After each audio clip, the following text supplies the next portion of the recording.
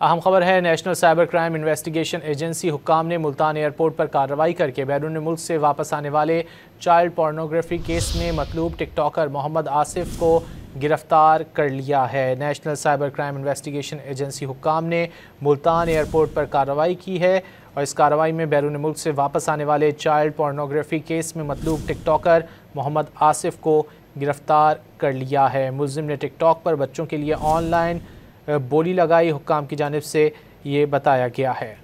National cyber crime investigation agency की जानिब से ये कार्रवाई की गई है। मुल्तान एयरपोर्ट पर बैरून मुल्क से वापस आने वाले चाइल्ड पोर्नोग्राफी केस में मतलूब टिकटॉकर मोहम्मद आसिफ को गिरफ्तार कर लिया गया।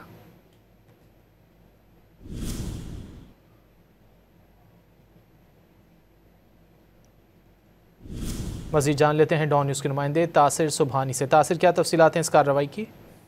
जी बिल्कुल, मैं आपको बताऊं कि नेशनल साइबर क्राइम एजेंसी ने मुल्तान एयरपोर्ट पर यह कार्रवाई की है और मुलजिम जो कि चाइल्ड पोर्नोग्राफी केस में मतलूब था और इससे पहले एनसीसी का कहना है कि इन्होंने भरपूर कोशिश की थी मुलजिम को पाकिस्तान लाने की, और गुज़श्ता रोज जब ये मुलजिम मुल्तान एयरपोर्ट पर पहुंचा है तो इसको वहां से जो है वो गिरफ्तार कर लिया गया है। मुलजिम के खिलाफ जो है वो मुतअद्दिद शिकायत न सिर्फ पाकिस्तान बल्कि बैरून मुल्क से भी एनसीसीए को मसूल हो रही थी।